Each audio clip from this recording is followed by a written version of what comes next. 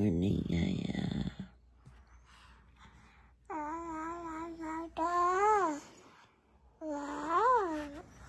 Morning.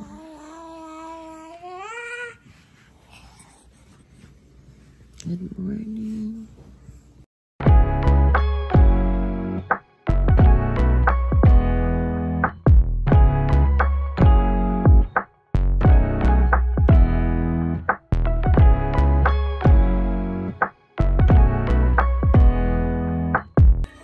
Happy New Year, guys! So, nandito lang kami sa bahay ngayon. Walang ganap. Nagsimba lang kami kanina pala. Pumunta kami simbahan mga 1 PM kasi tanghali na din kami nagising kasi nga alas 2 na kami ng madaling araw nakauwi kagabi sa celebration namin. So, ngayon ay nandito lang kami sa bahay and sakto is day off si Daddy. Kaya, hindi na kami umalis muna kasi sabi ay bawal gumastos sa bagong taon.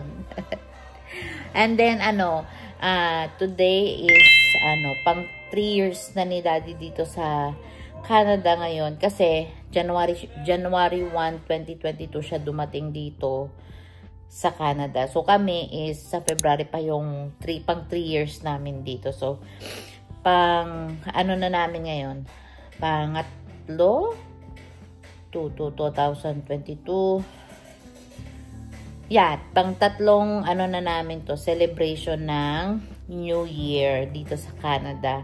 And ang masasabi ko lang ay sobrang blessed namin kasi dati nung nasa Pilipinas kami, hindi namin naranasan na every year kami nagse-celebrate ng Pasko, New Year na complete family kasi nga laging nasa barko si Daddy. So araw-araw namin pinagpasalamat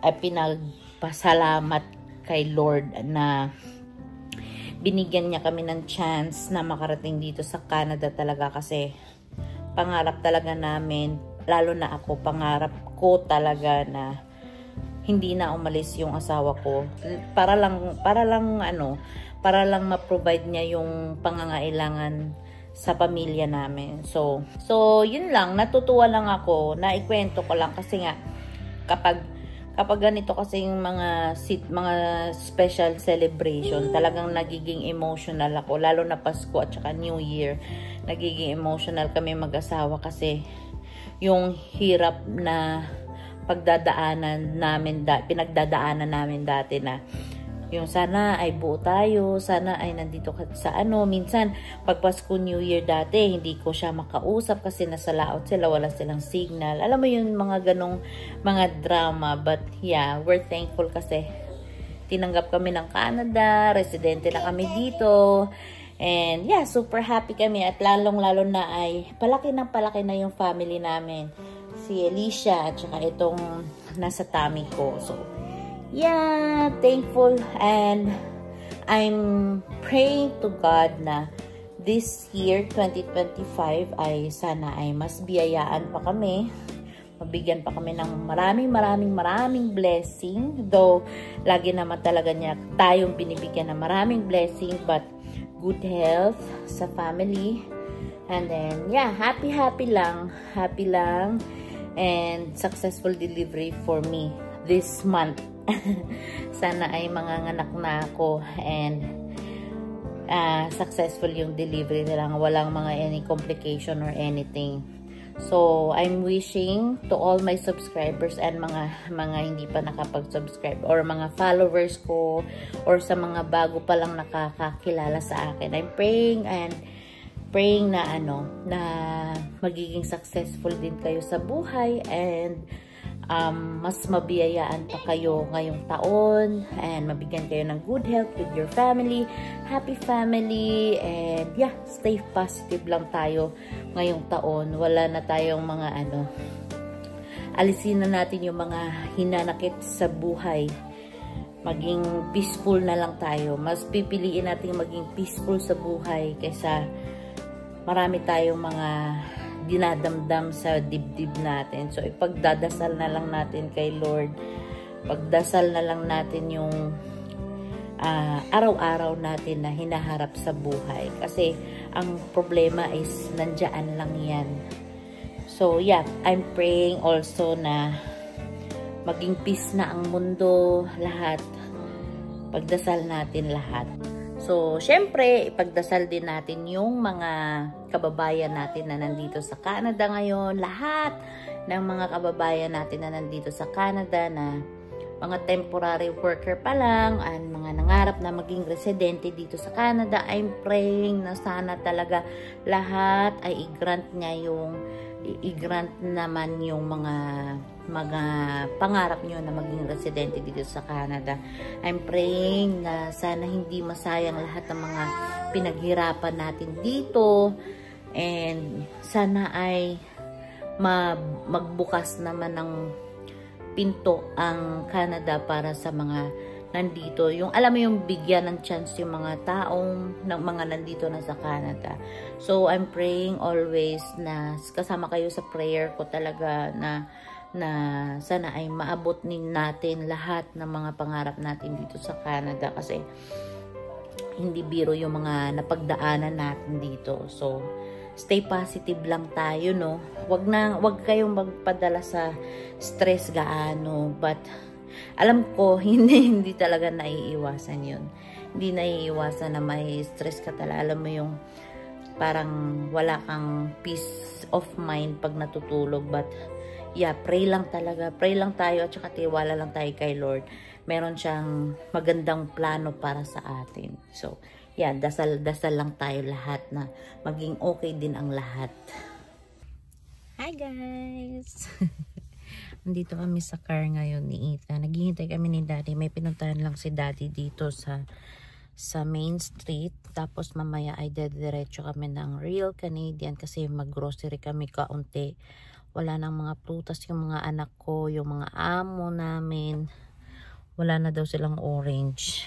And yeah, isasama ko kayo mamaya. Pupunta tayo ng Real Canadian. Tapos, ang balita ko is nakasela naman yung bigas. So, ibig sabihin ay maraming mga Pilipino na naman na nakapila na naman doon para sa rice. Kasi, laging nagsisale yung rice dito. Pero, syempre, kapag nakasale yung rice, doon namimili yung mga tao kasi ang laki din ng maititipid pag nakasale yung rice. Pero kami, hindi muna kami bibili kasi meron pa naman kami doon and pinag-iisipan ko pa kung magbabago kami ng brand ng rice or tignan natin kasi feel ko lang by May or April magsisale na naman yan ulit. So yeah, punta tayo Real Canadian mamaya. Look at the baby bear. Come here, my baby bear.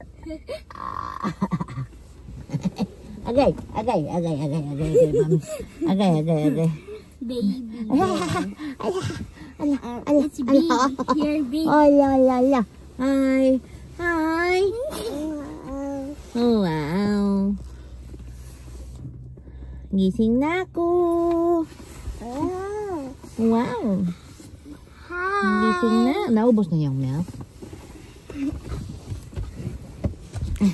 A little bit more milk. Okay lang yan. Hello! Wakey na ang bebe. Simangot naman yan. Simangot. Wow. Dito na kami guys. Sobrang lamig ngayon. Minus 16 yata. Feels like minus 20 ngayon. Sobrang lamig. Konti lang naman. Sa bahay na kami. Hindi ako nakapag-vlog na kanina sa loob ng store kasi nga baka ma-copyright yung video ko. May mga music doon sa loob and wala gaanong tao kanina. And konti lang din naman yung mga pinamili namin. Saglit lang kami doon and then umuwi na kami kaagad kasi may work si Dad tomorrow. Tapos mag-ano na din. Gabi na kami nakauwi. Natagalan kami nung unang pinuntahan ni Daddy. Kaya wala na kaming time para para magtagal pa kami sa labas. And as in, sobrang lamig ngayon. Tapos, nung pagdating namin dito sa bahay, ay nag-ano na kami. Kumain kami kaagad kasi gutom na din kami. Hindi kami nakapag-lunch.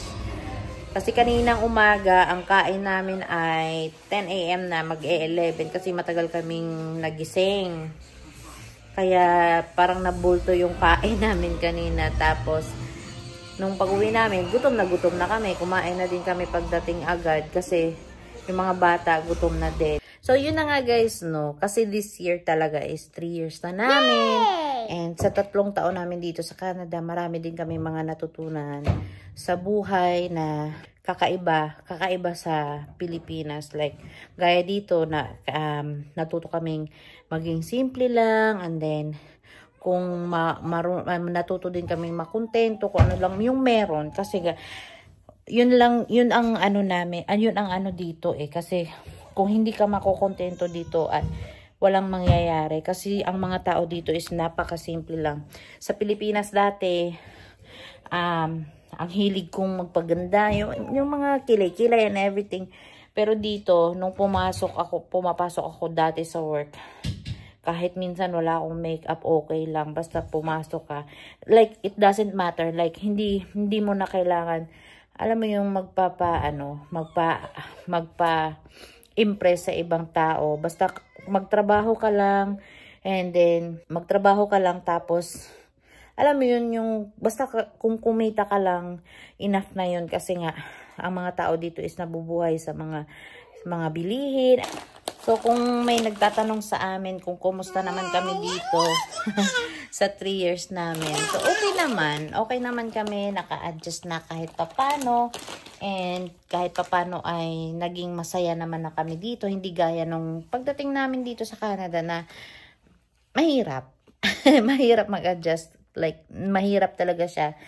And, yeah, magtiyaga lang talaga. And then, marunong lang talaga magpakumbaba kasi as in makukulture shock ka talaga pagdating dito, lalo na sa environment, lalo na sa climate dito, kasi ibang-iba sa Pilipinas talaga. So happy 3 years sa aming family dito sa Canada. Kahit sa February pa yung 3 years namin, na isi-celebrate ko na kasi si Daddy kasi nag 3 years na siya nung January 1 dito. So, happy 3 years sa amin.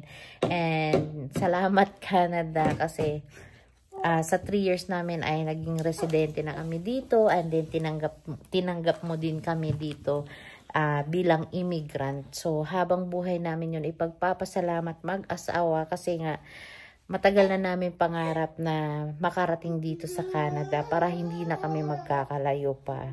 So, hanggang dito na lang guys. And don't forget to subscribe my channel. And maraming salamat sa mga bago kong subscriber. At as in, dumami na tayo. Na-appreciate ko. Maraming salamat and welcome to my channel. And then sa mga hindi pa nakasubscribe, just subscribe to my channel, and then yeah, you're welcome. And then just comment down below kung ano yung mga suggestion nyo, yung mga tanong ninyo, kung ano yung mga gusto nyo tanong nyo lang. Just comment down below. And yeah, have a good night. Bye.